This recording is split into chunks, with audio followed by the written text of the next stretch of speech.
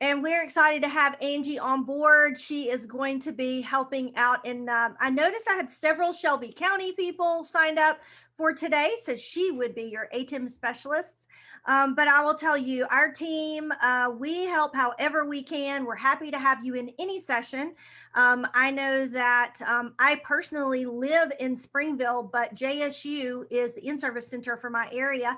I have friends that are in Aniana, and their in-service center is actually Athens, which is a farther drive. So sometimes they attend JSU in-service center, but just to know who your TIM specialist is and what your regional in-service center is very important. All right, so if you were here yesterday, this is a repeat, but I'd just like to make sure everybody's clear on what each of these items is. So first of all, PowerSchool Professional Learning, that's how you signed up for this course. It's called a lot of different things. I used to call it Chuckable PD, and then it became PowerSchool PD, but then that got confusing because people say I use PowerSchool or I don't use PowerSchool, and that can mean a lot. So PSPL or Professional Learning is where you sign up for courses. The PowerSchool SIS or School Information System is where you would go and look up student information, particularly on the administrative side. Many of your counselors, administrators will have the admin login to the school information system. You as a teacher will have a small portion of that SIS called the PowerTeacher Portal, and then you'll jump into the grade book for most of what you're going to do. PowerTeacher Pro, that is what we're going to talk about today. That's the grade book. That's where you'll spend the majority of your time. Schoology, that is the learning management system that was made available at the end of last year, or I'm sorry, the end of the summer last year, and available to people to use this year. Many districts did try to learn it, jump right in there. A lot of districts said, no, thank you. We're going to give it some time. I do know that the State Department is housing a lot of resources in Schoology. So even if your entire district is not using it, you can get a login for it. If you take any PLUs through Technology in Motion, you may have to have a login for Schoology, but it is strictly a learning management system. It's been around for years, but it was acquired by PowerSchool back in 2019, and they've made lots of improvements to it. One is that it is going to be able to sync with PowerSchool as far as your grades are concerned. So if you are using that, your grades will go to the gradebook in PowerTeacher Pro. Special programs, that is the new sets. So if you deal with special ed, you will be in the special programs part of PowerSchool. And fortunately, when you log in, you are logged into everything. So you just click a button, it takes you to special programs. And then lastly, Performance Matters. So that is an app that is available if you want to use it to keep up with what you have registered for in PowerSchool Professional Learning. You can do that. I use it as an instructor too. It shows what I'm teaching, and I can go and print out QR codes for attendees, and I can actually scan attendance. So it's pretty cool. But another thing Performance Matters does is that it is part of the analytics piece of PowerSchool. So eventually the state will be pushing out state tests.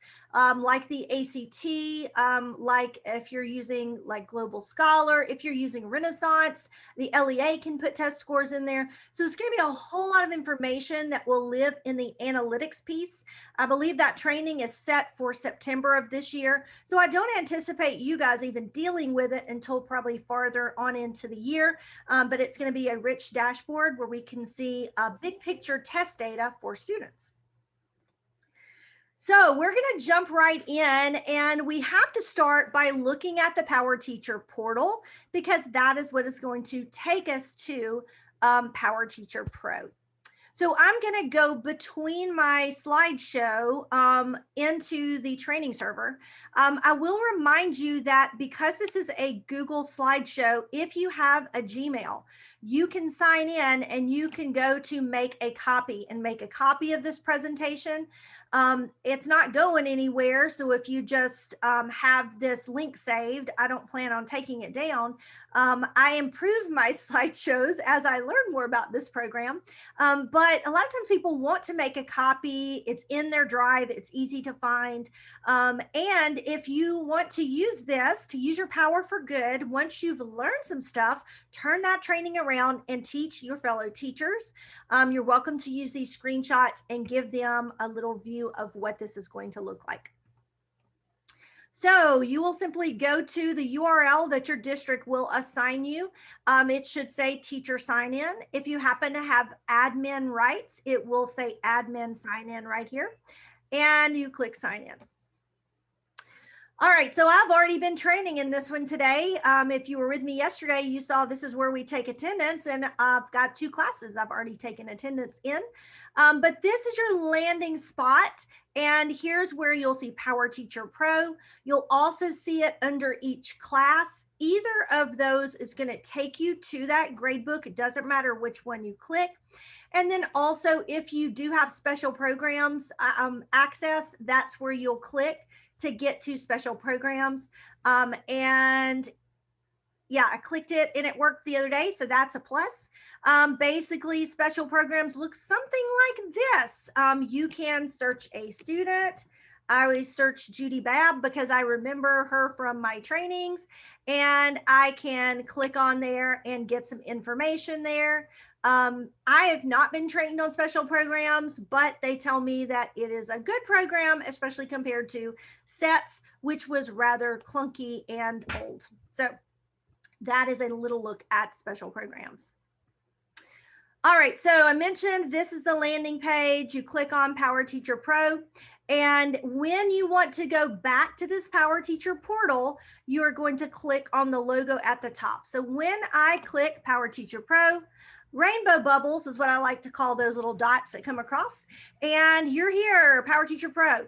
Now, here's a little trick that I'm going to suggest.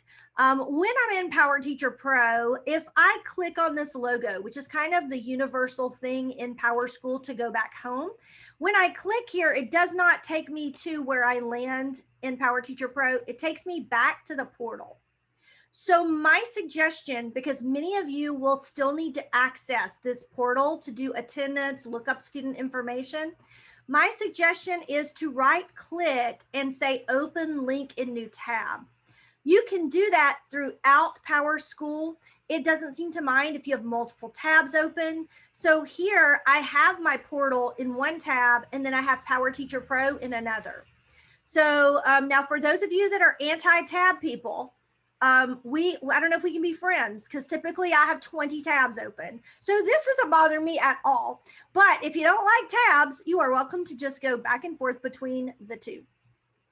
All right, so we're here at PowerTeacher Pro. We land on what is called the assignment list. And so you can look at everything we can see here. It's got the name of the assignment, the score, the due date, what type of score it was. I can go in here and I can click the pencil and I can edit assignments in this spot.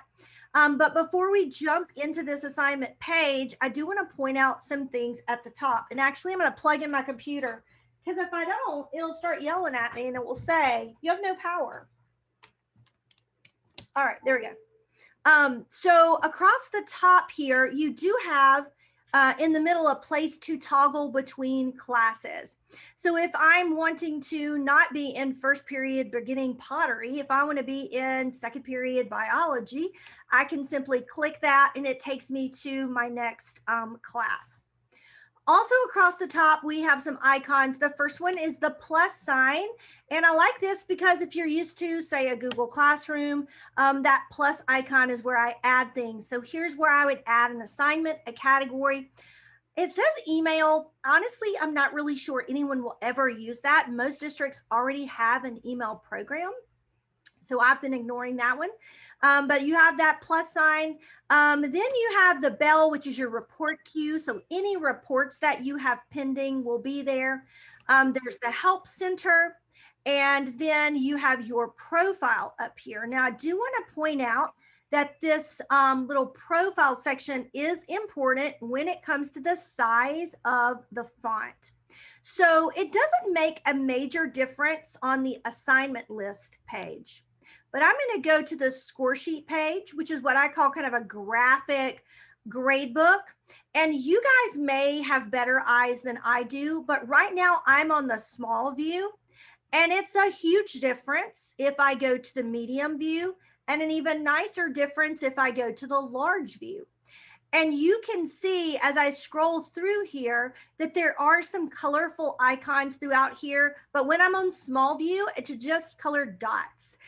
So that may be something that you need to adjust and show your friends, because they will be really happy if you show them how to adjust the view there. And so that's up there in your icon. Your profile icon at the top. And there may be more there when the live Alabama piece is available. Like, you may see something else in that drop down. And another thing I will bring up just on this screenshot is you're going to see this gear throughout PowerTeacher Pro. In that gear, it's going to be different settings based on the page. So always check the gear if you're looking for something, because that may be where you find your answer. All right, before we jump to the next slide, I do see I've got a lot in the chat. I think that was just folks introducing themselves. Also, you should see a link to the slideshow in there. If you just entered the room, some of my colleagues have been doing a great job of putting that same link there. So, all right, and I will tell you this, if you have a question, drop it in the chat, because I do have folks monitoring that, and I'll try to get that answered. All right, so when you go to PowerTeacher Pro, I've already mentioned some of these things, the plus at the top, the bell, help, and that profile view. In the middle is where you can drop down all of your groups or classes. Over on the right corner is when you can go to different terms. So if you need to be in first 9 weeks or second 9 weeks. And then that left menu is where you are going to navigate. So the very first thing you're going to want to do is you're going to go to settings. So all the way down to the bottom is settings. Now, this is going to feel very similar, and it's been a few years since I was in the classroom. But if I remember correctly, a lot of times when the year started, I would have to go into the settings in Chalkable, or what was iNow, and I would have to set up like how things are going to be graded in my class. There were a variety of settings that had to be done every year. So it's very similar here too. And you may have directives from your school or from your district telling you what they want you to do in this setup piece, but I'm going to show you all of the different options here in setup so that you'll know where these things are. So the very first, display settings. This is very straightforward. How do you want this to be displayed? One thing you might want to take note of is the student names. If you just leave it as last comma first and you happen to have 2 John Smiths, then you may want to add that middle initial or middle name in there as well. And then this very last one, those of you that are old enough to remember a paper grade book, or those of you that just love a paper grade book, if you have ever gotten a new student about a month into school and had to write them at the bottom, and then you went to put your grades in and you're all screwed up because that kid is now alphabetized and not at the bottom, this checkbox is for you. So if you feel like you want all the newly enrolled students to go to the bottom of the list so that it coincides with your paper grade book, there you go, there's your check. All right, and that is in display settings. Now keep in mind, you're going to see a save button on a lot of these pages, and that is important. So don't forget, you will have to save on a lot of these settings. All right, next is class descriptions. So this one is unique, and it's going to have a lot to do with what is pulled over right here. So when everything is pulled over from Chalkable, it's going to be like the logistical course name, course number, and section from your schedule or from the State Department. And so you can make a custom class name. I could see my elementary people wanting to do something like Caldwell's Cool Cats, or something like that. You know, so I'm going to leave it at that just for fun, because why not? And so that could be my second period biology. Those of you that do like the houses, you could name them green, red, whatever. So it doesn't really matter what your custom class name is, because the course name and everything on their transcript is going to be the same. So this is what will show up though, like in the parent portal.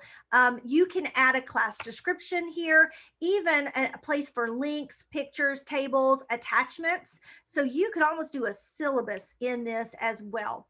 So you've got a place here for your class description. And so I customized it, and boom, now it is Caldwell's Cool Cats. Next up is the comment bank. So you will have on this tab some district comments. These are pushed out from the district. They are probably going to be the exact same comments you may have had available in the past. And you can go through here and favorite some. So you can say, I'm gonna probably use these pretty often. So you can favorite those. Then you have a My Comments section. So here I can give this a code.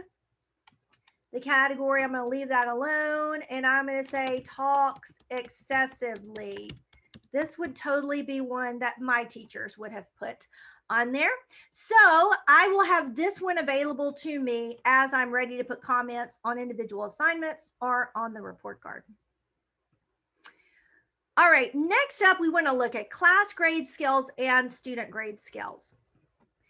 So now keep in mind, everything I'm showing you, you do this at the beginning and you're done. You probably never touch it again.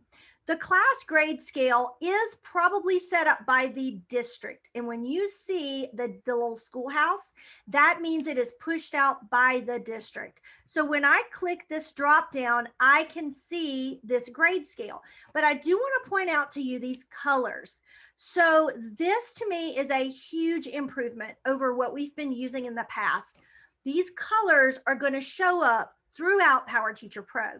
It is going to give you a quick look and see the kids that are in the green and yellow and they're in good shape. And then those that are orange and red, these are the kids that are not getting it. So I love the fact that we have these color scales. So you can look at this here and it kind of gives you a reference of what is orange and below. And this will be set up by your district. That, like I said before, there are, this gear means something different on each page. So that one is dealing with recalculating grades, but we'll check on that gear each page we go to. All right, this next one's student grade scales. Let me warn you that you are probably not going to touch this unless specifically told to by your administrator. So the class grade scale is across the board. Everybody's graded the same, which is pretty much 99% of the time what you do.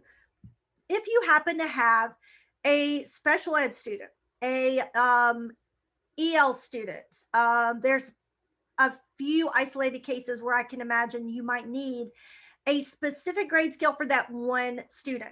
This is where you would add it. So let's say you have a special ed student who only attends your class twice a week for inclusion purposes, and you're not going to give him a number grade, you're going to give him a pass-fail grade. So you will have that grade scale available to you. The district would set that up. You would check that student's name and you would save. And it's giving you a warning, are you sure? So that means anything you enter will just show up pass fail for that student. And I'm going to save the changes. So now I have one student with a specific student grade scale. But like I said, don't touch this unless directed by an administrator. And then we've got traditional grade calculations. Now, before we get into this, I'm going to go back to my slideshow, make sure that I haven't forgotten anything. This is the part where I say this is where teachers kind of have varying opinions. So depending on what your district allows you to do, you may have the ability to set up your grade calculations. So as a former high school teacher for 13 years, I'm a huge fan of total points. My husband, who was also a high school math teacher for 20 years, felt very passionately about weighted categories. There was no middle ground for the two of us. We felt passionate about those particular things. I've had some school districts that said, set it up how you want. I've had some school districts that said, here's how it is. 60% test, 30% this, 10% this. So they set all that up. Whatever you're directed to do, you may have the ability to go in and set this if the administration has not locked it down. And if you have that ability, here's where you're going to do it. It's called traditional grade calculations. All right, so I'm going to go here and I'm at traditional grade calculations, and I'm going to adjust my biology class. Okay, so right now it is set up as a semester for term weighting, which is probably what you would do. Each term is a percentage. Okay, but I'm going to change it from total points to a category weighted. So I would click the pencil, and I'm going to change this to category weighting. And I'm also going to click the plus and add my 3 categories. So there are already some categories set up and pushed out by the district. I have the opportunity to create additional ones if I want to, and I'll show you how to do that. But we're going to just leave these as classwork, project, and quiz. And the weight is 1. And the way I'm going to adjust that is I'm going to say classwork is 10. I'm going to say projects are, let's see, 40. And quiz is 50. Okay, so notice as I adjust that, it does the math for me, and the weight and the percentage can be identical. So if this is what it's supposed to be, I set this up. I also can click on the drop low scores, and I can choose drop lowest overall or drop lowest by category. So I will warn you about this particular setting. I think if you set this up at the beginning, it will continually drop the lowest as the year goes on. If you're wanting to wait and have that have an impact at the end, then you might not want to touch this setting until the end. So that is your choice, but it may give them a false sense of security if they've dropped the lowest test and then another low test comes in, and it changes their grade drastically. So I'm going to leave it at none, and I'm going to hit save. So I've done that category weighting. Obviously, I would want to do it on this other one as well. And then I mentioned this. So I go to the gear, and if I am going to have the same calculations for every single class, then I would copy them and I would send them to all of my other classes. So once you do that initial setup for one class, you can copy it over to all classes. So that's a huge time saver. But I'm going to go ahead and say revert to default, which is going to take it back to the total points that it was to begin with. And that's what I have on this slideshow, is just talking about click the pencil, weighting and drop scores can be determined here, and you can copy those settings by going to the gear. Hey, Brandy. Yep. Check out Morgan Brooks' question. All right, thank you. Let's see. Will an entire district have all the same setup for grade scales? For example, high school and elementary? No. Within the administrative piece, they can set up multiple grade scales. So they can set up a standard-based grade scale for kindergarten, an elementary grade scale, a middle grade scale, and a high school grade scale. And when those are set up, they will then push them out and make them available to certain schools within their district. I think that maybe answers that question. But then the district will have the ability to either lock teachers out of making changes in how the grades are calculated, or they can make it open so that teachers have the ability to do whichever calculation they want. Most of the time, though, they're going to lock down like those semester and final grade calculations, but they may give you the ability to do the 9 weeks ones. Hopefully that answers. That's a great question.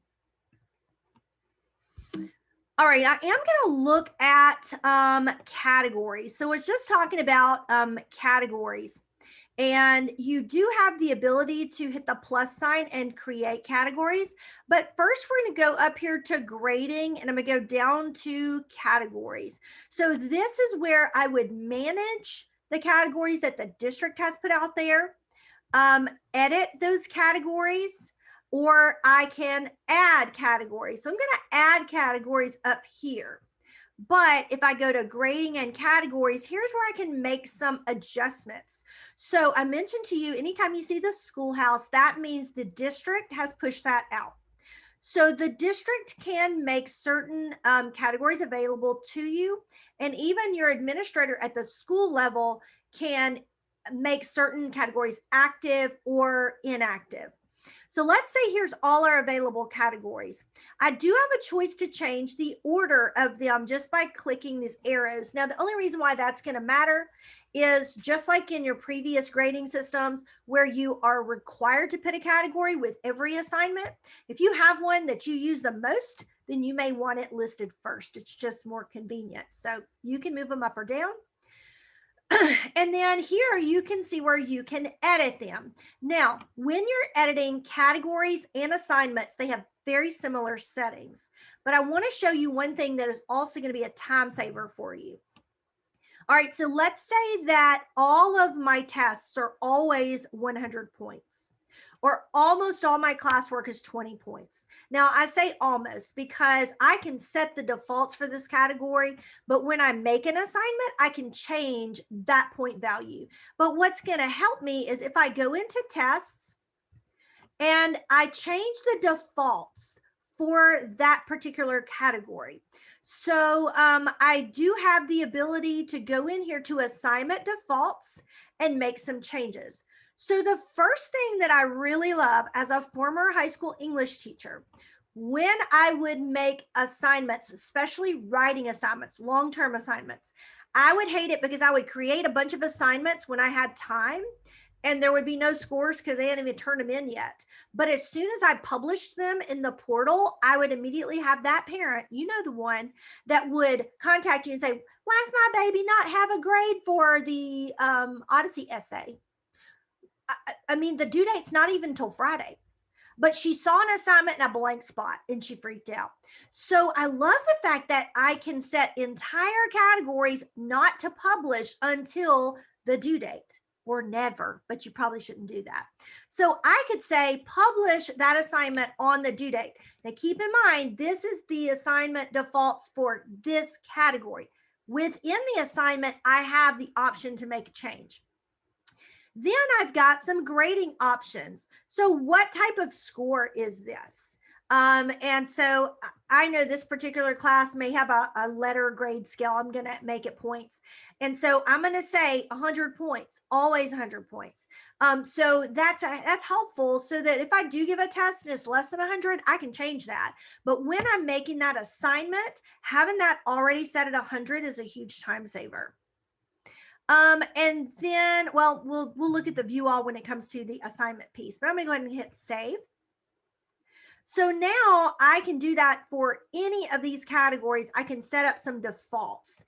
And so I do think that's going to be a time saver for you. Now to create a category, I would just click the plus sign up here and click category.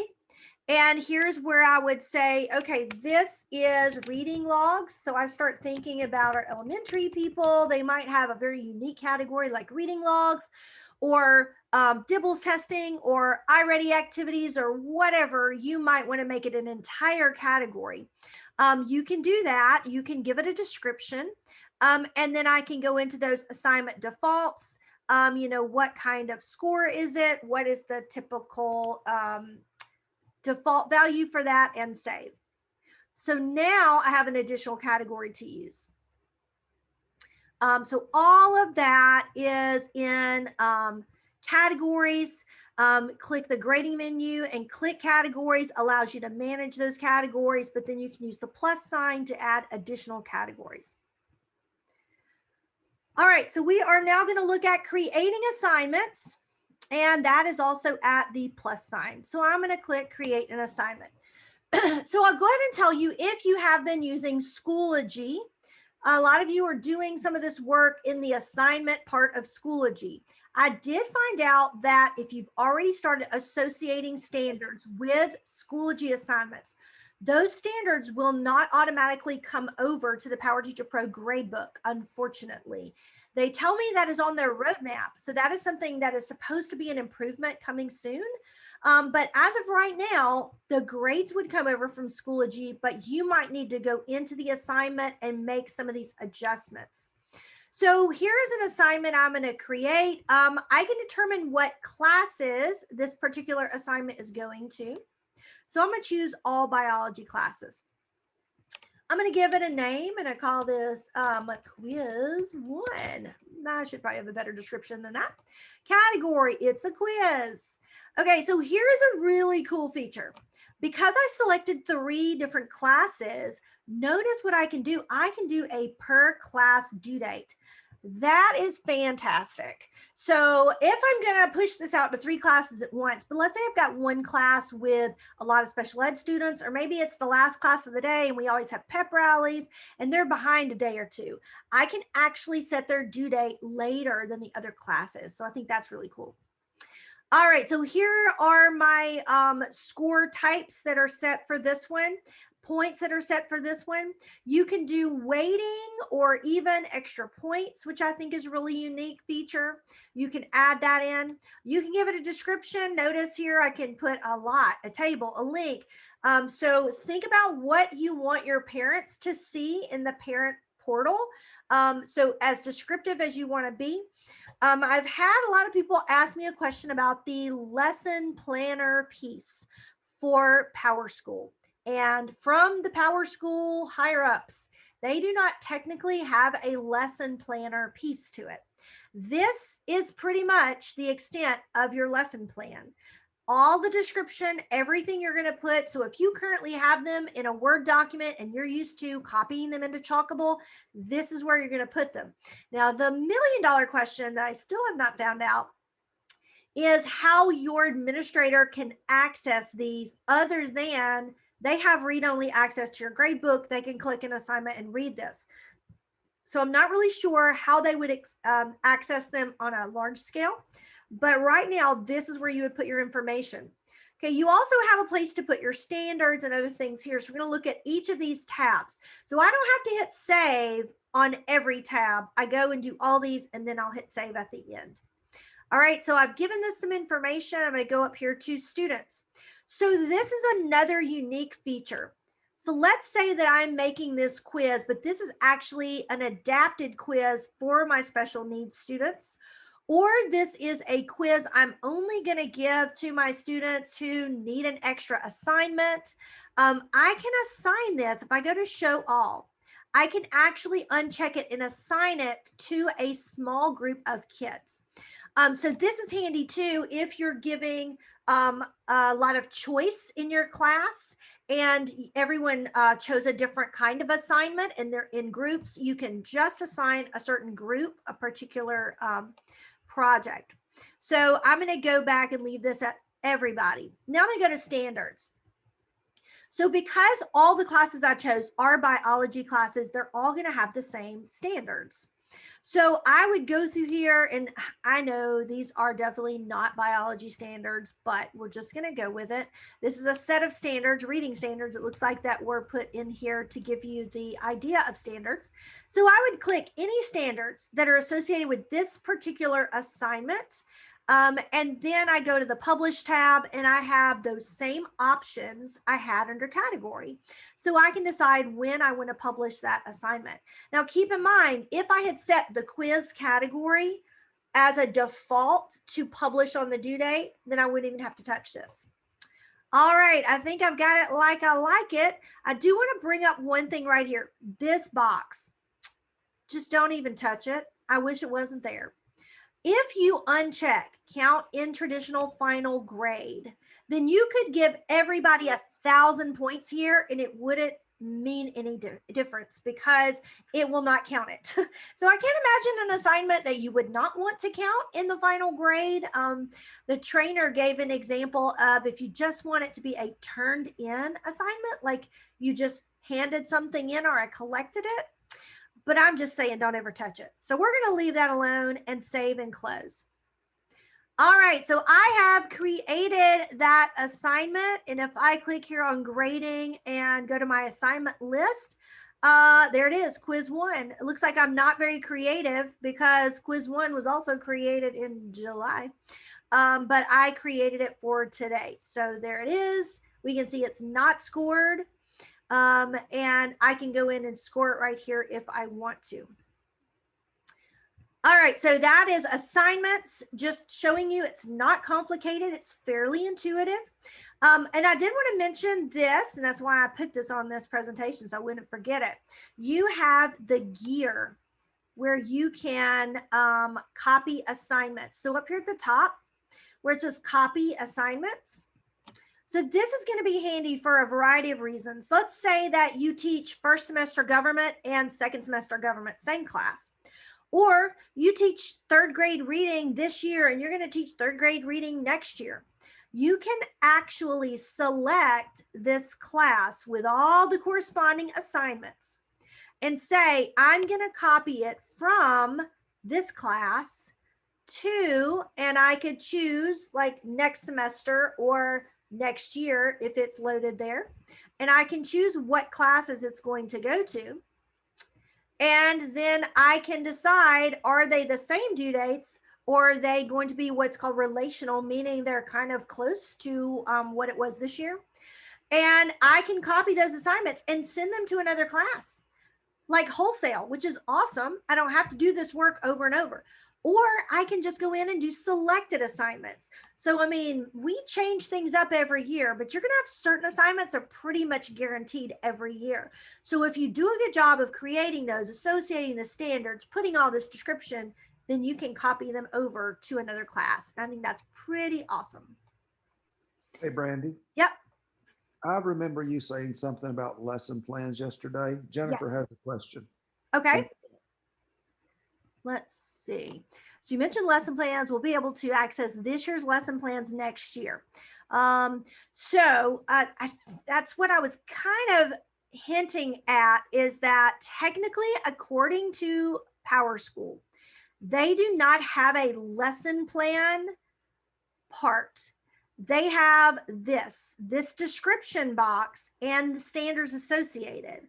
So basically, once I've created an assignment like this quiz number 1, okay, when I go and look at, I'm sorry, I'm in copy assignments. Let me go to the assignment list. So when I go and I look at quiz number 1, that is going to show me everybody's work on quiz number 1. And I think I would have to click the pencil to actually see the description and everything from this. That's the only lesson plan that exists here. So yes, technically these can be copied year to year, class to class, whatever you've put right here in this box and whatever you've clicked as standards, that carries over. The big question that I've dealt with from administrators is, how does the administrator access these lesson plans? Because as of right now, they have a view only into the grade book. But when they click to view it, it's mostly viewing the name of the assignment and the scores for it. They don't have the ability to edit. So I'm still trying to get some clarification on that. So I don't know if that answers your question or maybe gives you more questions than answers. So if you're copying assignments over for the next year and you're using Schoology, will it link the assignments into Schoology or just PowerTeacher Pro? So any of this copying over is only going to copy over the assignments. It may have been assignments that you made in Schoology and the grades were pulled over. So those grades are pulled over, but also obviously the assignment name is pulled over. I have not seen how much of the description is pulled over, but the standards are not pulled over. So if I make a copy from those assignments, PowerTeacher Pro, class to class, it's not gonna like preload a Schoology class next year with those same assignments. I hope that makes sense. That's a good question. Hadn't thought about that. Yeah, because that syncing piece, I know it exists. I have not seen it, but I really think it is just the scores and the name of the assignment. All right. So looking at that grading button, I think what's going to be very useful to you is the score sheet view, assignment list, a list of assignments. When I go to score sheet view, this is when I can see all of the grades. Now, this one is kind of a hot mess because I've got a mixture of number grades and letter grades. Let's see if the pottery class is that same way. Yeah, it's a little bit of a mix, but we'll stick with this mostly number grades. All right, so the score sheet view is going to give you kind of the view you're accustomed to seeing with your grade book. And as you add more and more assignments, you can just click the arrow and it takes you through to all of your assignments. And you can see that not only do you have grades in here, but you also have several icons. And so on our slideshow, I do have just a screenshot, and this is what it is in small view. Remember I said those icons are there, but they're like little dots. So it's very simple. All you got to do is click a cell in this score sheet, and it's going to open up this little grader calculator. It's super cool. What I love about it is not only do I get my number pad for this screenshot, it's letters, but I have the ability to add some of these different icons into my grade book, like missing. So how handy is this? I've definitely had kids before that have said, I know I turned it in, and they did not. Or they were absent, so the assignment is legit missing. Well, I don't want to put a 0 in the grade book because they didn't earn a 0. It's just missing. So I can actually put that 0, but put that missing icon. I could have a check mark that says collected. So on the day that they're handing it in there, I just check collected. So then when a kid says, I gave it to you, I can say, I don't have a check mark here, so I did not collect that from you. You've got late, exempt, I can't see this one, incomplete, absent, and then the fill buttons. And I want to look at those fill buttons because I do think that they are really handy. All right, so here I am. I'm ready to add some grades. I need to create a quick assignment here so that we have a blank one. And we're just going to save and close. And did it land in here anywhere? No. Awesome. So that's what I get for training with this class, which I have not used yet. So we are going to, just for kicks, go back to Caldwell Cool Cats. And here we go. We have a blank assignment. All right. So if I needed to make changes, add a score or whatever, I just click in any of the cells and it opens up this particular grader. Now, ironically, once I put this in, I clicked on Christopher Allred. This is a student that I gave that student grade scale to. Remember, his was just a pass fail, so that's the only options I got there. So I can go in, I can add some scores. Okay, so let's say that these are all the kids that turned this in and it's graded. So some things to note. Notice every change I make, it's highlighted in orange. So I love this because in the current system, to my knowledge, once you start changing grades or you make changes, you may not remember where you've made a change. So this kind of leaves you a nice trail. And it also shows you that this grade has been affected or changed over here. Now, if I leave this, leave the program and come back, these are not necessarily saved. So let's say you did mess something up or you left your desk and came back, you don't, remember who's what. You don't have to save and it all goes back to normal. Okay, but I'm going to hit save. So I've saved all those grades. Let's say adjusted scores. All right, so now I have all of these, just these bad students who did not turn in anything. So I actually want to fill all of the empty slots with an F, or let's say an incomplete. That makes me feel a little better. So I'm going to hit the I there, and then I'm going to say fill down. Check that out. it filled all the empty spots. It didn't overwrite everything and fill the entire column. It just filled the empty spots. So that's pretty convenient. You also have a fill side to side. So if you needed to fill a kid who just never turned anything in, you could fill a bunch of scores. Or if they turned in some work just for the credit, you could fill scores there too. So I think that that is pretty handy. So I've got that, but I've got all these little icons, and here's what they look like in the grade book. So notice this one is marked late. Here's one that is absent. So all the way through here, I have these icons. And these icons are important because you're going to see some progress and some reports that you can print out that show missing, incomplete assignments, and that's going to make a difference in your reporting. So I'm going to hit save because I did make some changes. And that is basically the hardest part of grading right there, is literally clicking in there and adding that grade. If I needed to add a code, I could do that. I also have this little comment bubble up here that allows me to add my own comment or pull from the comment bank. Remember, we had our favorites there.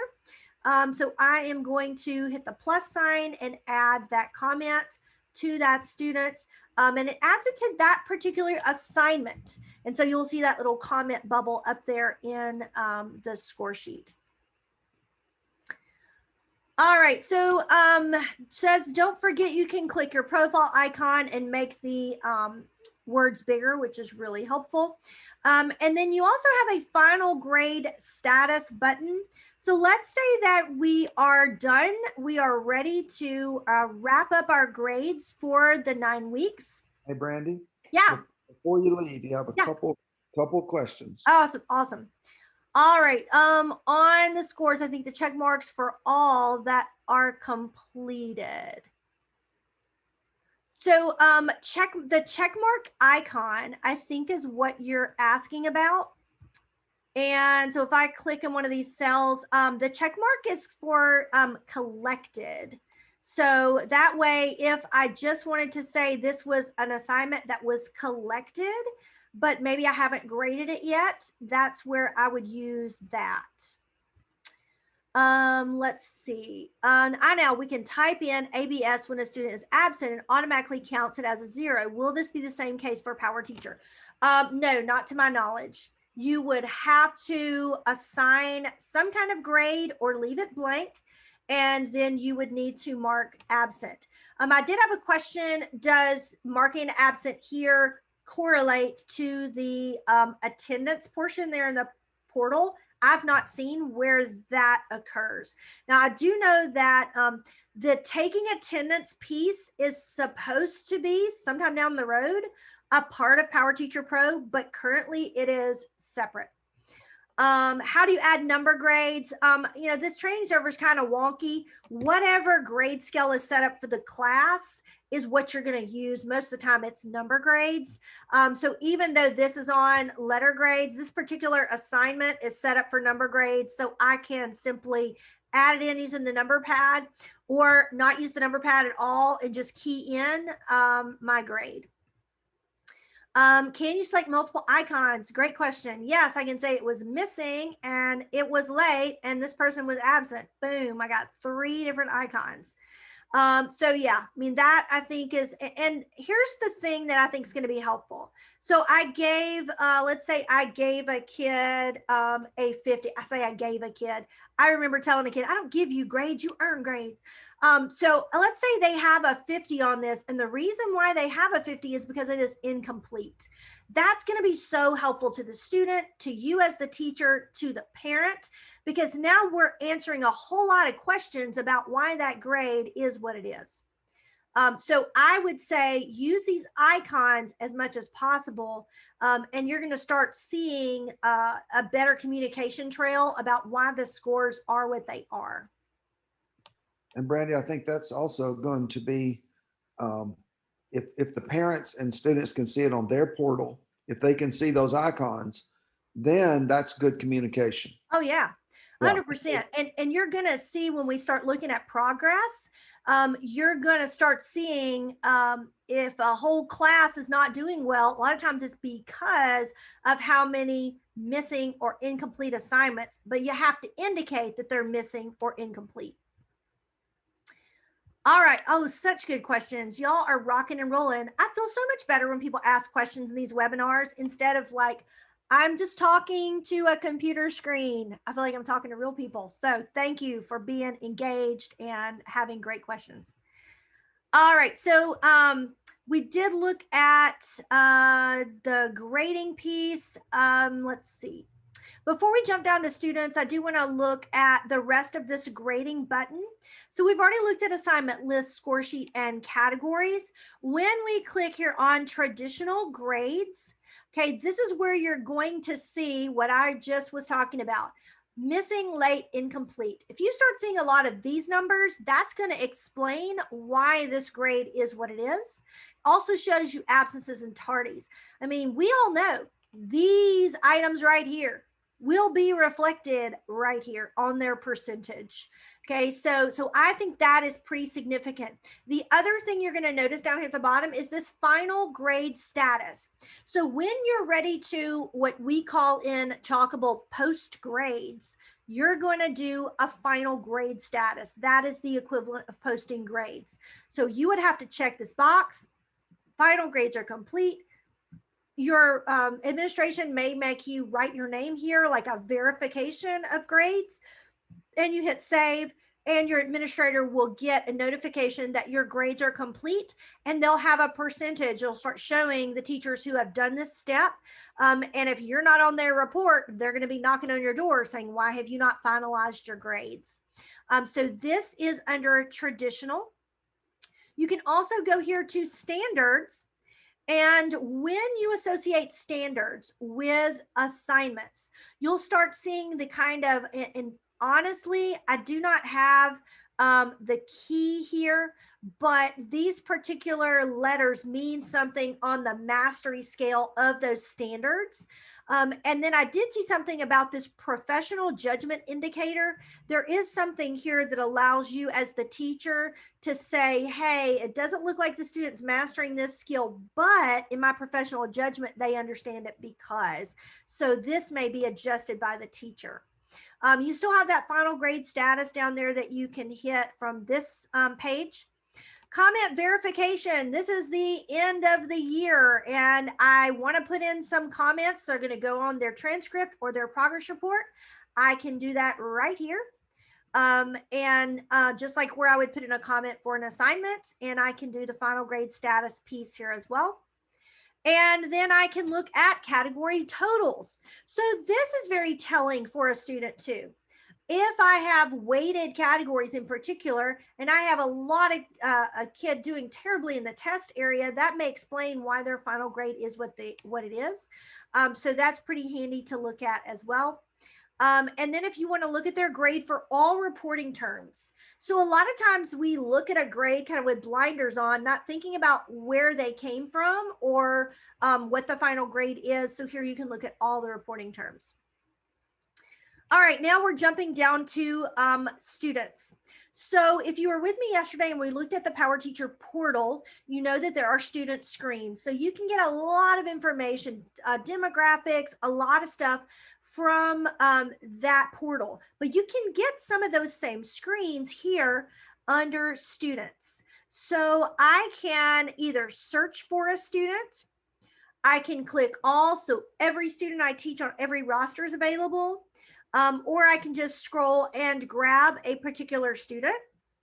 So once I do that, I'm going to see that student's grades on whatever page I was on. And so here are all the student screens or student views that I have just by clicking on this drop down. So let's say I want to look at all of Aaron's assignments. Let's say that I want to look at the demographics for Aaron, contact information, whatever. So you're going to have that quick lookup page that's available in the portal is also available here. So you don't necessarily have to go back to the portal other than attendance. For the majority of the student information you want, you get right here. Another pretty handy thing, transfer scores. All right, so let's say that this student had several assignments and scores and they moved to another period. Okay, that's happened to me before. They're like 3 weeks into school and there's a major schedule change, something has to go. This kid has to be moved, maybe parents requested or whatever. You would be able to transfer their scores from one course to another course. And he doesn't have anything here, but that is something you can do, which I think is super handy. So all of that is available here under students. And I can also just click a particular page and whatever the last student I was on, that's where it's going to go. And so I've just got a screenshot of this showing you the different student screens that you have available. And you'll use that blue drop down to get to the different screens. All right, probably one of my favorite features is this progress bar. So I remember back in the Scantron days, anybody run a Scantron test lately? They still exist and they're still pretty handy. But I remember the first time someone showed me an item, I think it's called an item analysis form. So after I'd run all my Scantrons, I could run that through and it would tell me if there were any questions that a large majority of the kids missed. And that was always very, very telling to me. If like one class all missed a question, it's probably because I forgot to teach it to that particular class or I skipped it. So it was very telling. And so this progress is so cool. So this is for the entire class, Q4. This is my grade distribution. Okay, it is not showing that I am really killing it with this class when I have 12 kids below the line. That means 12 kids in the orange or red. So a lot of things could happen. You know, it couldn't just be the teacher. It could be the students are not invested. They're not engaged, a lot of absences. But here I can click view all and I can actually see these students. And because we're in Q4, I can actually see how their grade is trending up or down based on where they were Q3. Look at that. How many A's, how many people above the line I had, and now how many below. So it could be that we have harder content second semester. But if I've got that many D's and F's, then I've got a question, you know, what is going on with this particular class? So I love the fact that you can get to this. You can click view all. Check this out too. Here's all my missing, late, and incomplete assignments. I'm going to click on missing. And it shows me that screen where I can see the missing, late, and incomplete assignments. So that is on progress. And we went to traditional first just to get that grade distribution or that curve. If I go to standards, now I'm really seeing some information about my kids and how well they're doing on a particular standard. So you can see that I have a lot of kids in the yellow in this particular standard. It means they're not in the red, but maybe they didn't get it quite as much as some other standards. I can scroll through here and I can see the kids that have done well on that standard. So specifically that standard, I can see, drill down and see the kids who have not accomplished that standard. Y'all, these are game-changing progress things that we have never had access to, or at least I never did. Maybe you had something in your district, but I think that this is pretty awesome. And obviously I went in and put a bunch of F's and everything so you could see that this class is just struggling. If I go to beginning pottery, look, they're doing much better. So I can see that grade distribution, and then view all, I can definitely see that class is doing great. So when you have access to this, and this is going to be something that you're going to want to look at second 9 weeks, second semester, start looking at how kids are trending under progress. So I did want to include a little bit about reports. So if you look at the PowerTeacher Pro workbook, now I'm going to tell you that you can access that, and I don't know, that I put it on here. I'll add it to the end in just a second.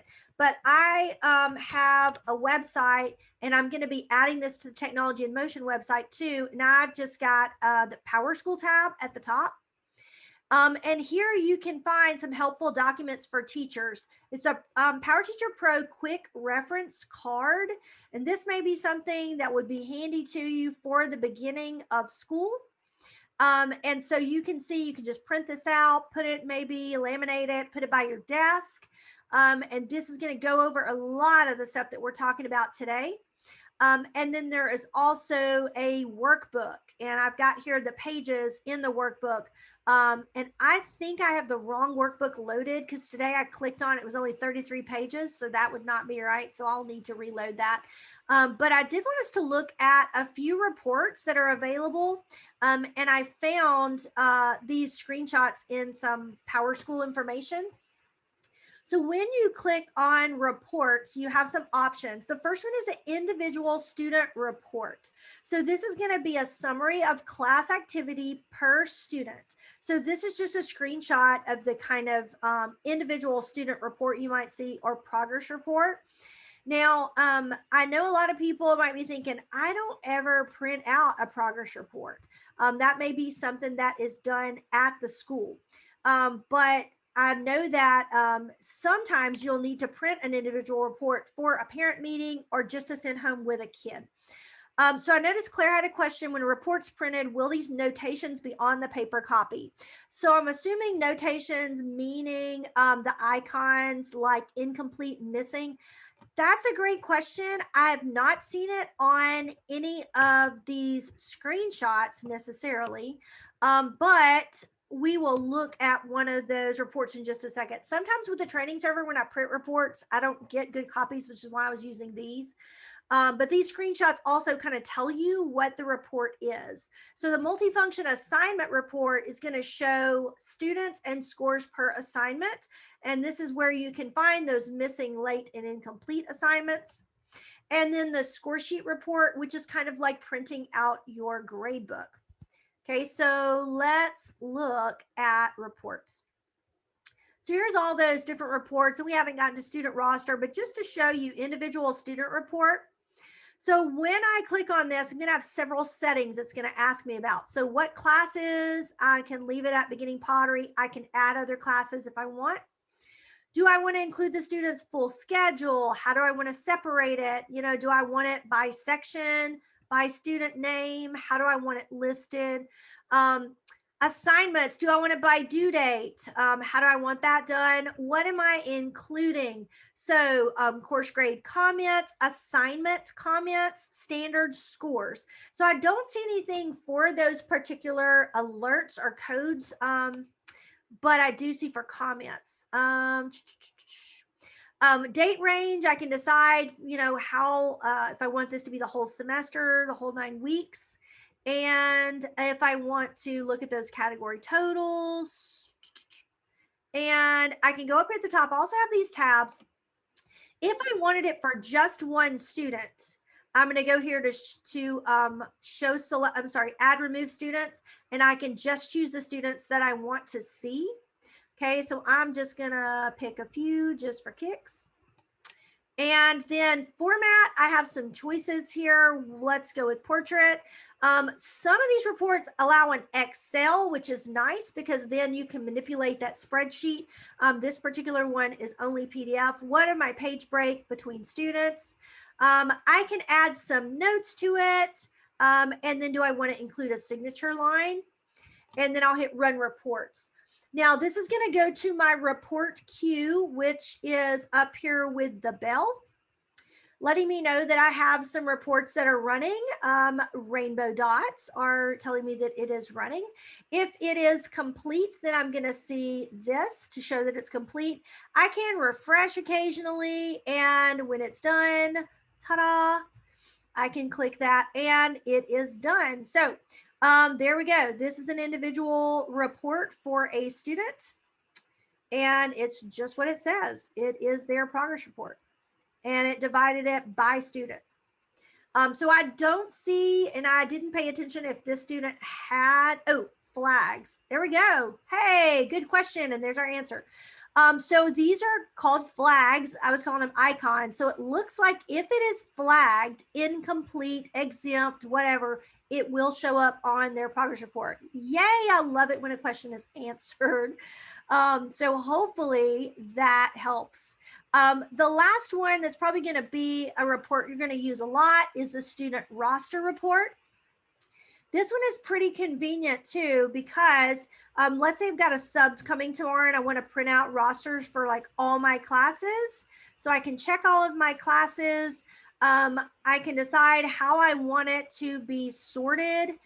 And then down at the bottom, once I set these up, it's going to stay the same. So you're looking at some things I have added before, and I'm just going to delete those. Let's say that I want to just have their name and I want a blank column somewhere where the sub can mark attendance or mark something for me. If I wanted to, I could also add some other items, like I could add the student grade. So there's several different columns that I can add. And so here they are, you know, student birthday. I just click add and it adds it to it. If I don't want it, I take it away. And then I've also got those same options up here where I can print it for certain students. And then format, notice I have the choice of PDF or Excel. I'm just going to choose this one as PDF. And we'll run report. So this should print me a roster for each of my classes. And this one is pretty quick. And boom, there it is. It looks really nice too. So it's got the grade out there to the side. It's got this blank column. I love this. I used to run what's called a worksheet report in Chalkable, and it was super convenient for like checking off fees and things like that. The area called flagged will be called flagged in Schoology as well. Maybe, possibly, not sure. You know what, Susan, I'm going to add my website to the last slide in our slide deck so that you guys will have access to that as well. It is, it's jsutim.org. That's not the actual link you can click, but that's a quick way of knowing what that is. Down here at the bottom where it says apps, I think that potentially there will be other things listed here, but right now it's just PowerTeacher Portal, which guess what? Takes us back to the portal. All right, so that is just a whole lot. Hopefully it wasn't too fast and furious. I did want to try and address everything as much as I could in the short period of time that we have. On the slideshow here, I do have one last slide, and I don't know if your school uses Schoology, if you use Google Classroom, if you use Microsoft Teams. This last slide lets you know that there are people that have found ways to import grades from other places like Google Classroom, and I have a screenshot here of Microsoft Teams. So there is a Chrome extension called Grade Transferer. I didn't make that word up, it's real. And so there is a YouTube video that I have that tells you how to do that, but you can click on this grade transfer and see details about that. And then this is a screenshot from a video on Microsoft Teams. And so I don't know if those are interesting things to you, but if you are not a Schoology user, that might be something worth a look. All right, so I did mention that I want you to do this attendance form. So I am going to paste this link in the chat and get you guys to do that for me. This is attendance. And I don't know, I think I might have misspelled attendance. There we go. All right, so that is just a Google form. And if you will go in there and mark it, it's also got like 2 evaluation questions just for my benefit. And then once I can get that attendance loaded, then you will get a pending survey in PowerSchool Professional Learning too. All right, so I'm going to stick around for the next few minutes. If anybody has any specific questions, either drop them in the chat or unmute and ask me those questions, and I'll try to help you out. Otherwise, fill out that attendance form and we are good to go. I appreciate all 79 of you attending today. Thank you for taking time at the end of your school day when I know you're all super tired and exhausted.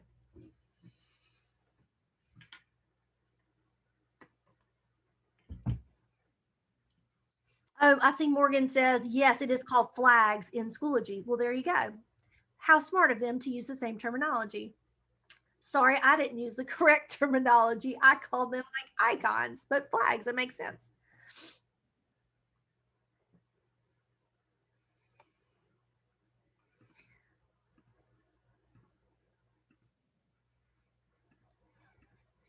All right, that attendance link is also on the slideshow. So if you've got that there, I'm going to go ahead and close out our meeting. Thanks again, and y'all have a fantastic week.